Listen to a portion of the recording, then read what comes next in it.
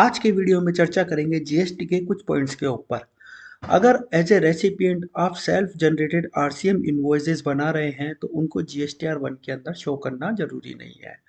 June month में 1 लाख रुपए का एडवांस मिला और जून मंथ में ही उससे रिलेटेड इनवॉइस को इश्यू कर दिया। तो जून मंथ की जो जीएसटीआर 1 है उसमें एडवांस दिखाने की कोई भी रिक्वायरमेंट नहीं है, क्योंकि इनवॉइस आप दिखा सकते हैं। अगर आपने गुड्स भेजा है अप्रूवल बेसिस पर तो उसको जीएसटीआर 1 के अंदर दिखाने का रिक्वायरमेंट नहीं है। इसी तरीके से नील रेटेड, एग्जम्प्ट और नॉन जीएसटी इनवॉइसेस को कंसोलिडेटेड बेसिस पर जीएसटीआर 1 में दिखाया जाता है। As per latest amendment form GSTR 4 अब 30 अप्रैल की जगह 30 जून से को फाइल की जा सकती है। टेबल 5 जीएसटीआर 1 जिसमें B2C की रिपोर्टिंग करती है, उसको अब अमाउंट को रिड्यूस कर दिया गया है। 2.5 लाख रुपीस की जगह 1 लाख इसको कई यूट्यूबर द्वारा भ्रमित किया जा रहा है कि अब इनवॉइस वाइज डिटेल देनी होगी, जबकि हम पहले भी देते थे। जीएसटीआर 7 को एवरी मंथ फाइल किया जाएगा, चाहे आपने टैक्स डिडक्ट किया है या नहीं किया है।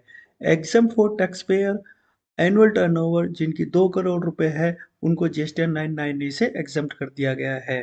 कंपोजिशन स्कीम लेने के लिए ध्यान रखिए, स्पेशल कैटेगरी के अंदर जो लिमिट है वो 75 लाख रुपीस है, वेयर एज अदर स्टेट में इसकी लिमिट 1.5 करोड़ रुपीस है। अदर देन स्पेशल कैटेगरी के लिए ध्यान रखिए कि गुड्स के केस में जीएसटी रजिस्ट्रेशन की लिमिट 40 लाख है, जबकि सर्विस की लिमिट 20 लाख है। मैंडेटरी रजिस्ट्रेशन लेना होगा अगर आप inter state supply of goods करते हैं तो। वहीं अगर सप्लाई ऑफ सर्विस है तो उसमें मैंडेटरी रजिस्ट्रेशन की रिक्वायरमेंट नहीं है। ई इनवॉइस नोट अप्लीकेबल होता है commercial credit note, debit note, जहां पर कि जीएसटी कंपोनेंट का बताया नहीं गया होता है। ई इनवॉइस एप्लीकेबल होगा invoice, credit note, debit note जो कि इशू की जा रही है टैक्सेबल सप्लाई के लिए। ध्यान रखिए, टैक्सेबल सप्लाई इंपॉर्टेंट वर्ड है।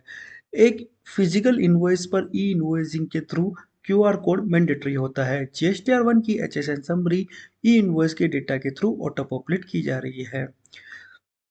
ई इनवॉइस रिक्वायर्ड होती है अगर डिफरेंट जीएसटी सेम पैन के अंदर सप्लाई कर रहे हैं, तब भी ई इनवॉइस की एप्लीकेबिलिटी 2017 से देखी जाती है। किसी भी वित्तीय वर्ष में अगर आपका नील रेटेड का टर्नओवर मोर देन 5 करोड़ रुपए है तो ई इनवॉइस आपके ऊपर एप्लीकेबल हो जाएगा। ई इनवॉइस एप्लीकेबल होती है आरसीएम आउटवर्ड सप्लाई के लिए, लेकिन ई इनवॉइस एप्लीकेबल नहीं होती है आरसीएम इनवर्ड सप्लाई के लिए। ई इनवॉइस से ई वे बिल भी जनरेट किया जा सकता है। ऑटो पॉपुलेट होती है जीएसटीआर 1 के अंदर। Date of e invoice available है रेसिपिएंट के पास में भी T+1 डेज के इसमें। ई इनवॉइस को एडिट या मॉडिफाई नहीं किया जा सकता। ई इनवॉइस कैंसिल की जा सकती है 24 hours generation of e invoice. E invoice applicable नहीं होती है इंपोर्ट के केस में। ई इनवॉइस एप्लीकेबल नहीं होती है जब गुड्स मूव किए जा रहे हैं जॉब वर्क के केस में। ई इनवॉइस एप्लीकेबल नहीं होती है नील एग्जाम नॉन जीएसटी सप्लाई के केस में। ध्यान रखिए, अगर आईटीसी आपका आईजीएसटी लेजर्स में पड़ा हुआ है तो उसको फर्स्ट आप आईजीएसटी की लाइबिलिटी, देन सीजीएसटी और एचजीएसटी की लाइबिलिटी से सेट ऑफ करेंगे। Until unless IGST ledger set off नहीं हो जाए, सीजीएसटी एचजीएसटी की आईटीसी यूटिलाइज नहीं की जा सकती। सीजीएसटी के आईटीसी को एचजीएसटी की लाइबिलिटी के साथ यूटिलाइज नहीं किया जा सकता, वाइस वर्सा। फ्रेंड, जीएसटी 3 भी प्रीसीडिंग मंथ की अगर फाइल नहीं की है तो आपको सब्सिक्वेंट मंथ की फाइल करने को नहीं मिलेगी।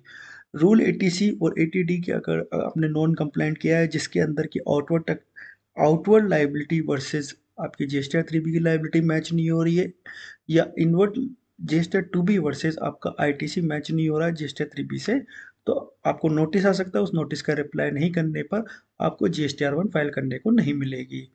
फ्रेंड्स, ध्यान रखिए कि ईबी बिल नोट रिक्वायर्ड होता है अगर आप एग्जाम गुड्स या नॉन जीएसटी गुड्स को सप्लाई कर रहे हैं।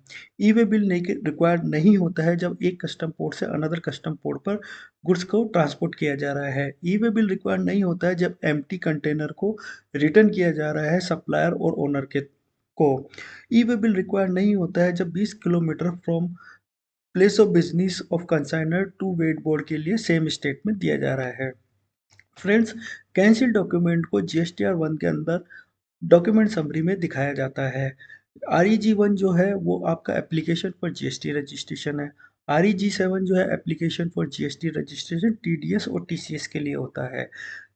एक ही प्रोसेस होता है, REG 1, REG 7, ऐसा कोई सेलेक्ट नहीं करना होता है रजिस्ट्रेशन लेने के टाइम पर, लेकिन ये इन फॉर्म के नाम है। REG 31 में इंटीमेशन आता है सस्पेंशन और notice for cancellation of registration.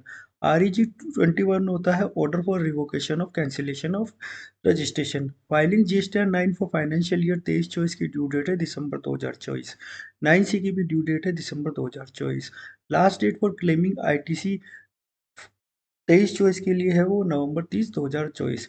180 days purpose के लिए जो ITC रिवर्सल किया जाता है वो किया जाता है from the date of invoice received. Video अगर अच्छा लगा हो तो लाइक शेयर सब्सक्राइब करें। टिल देन जय हिंद जय भारत, धन्यवाद।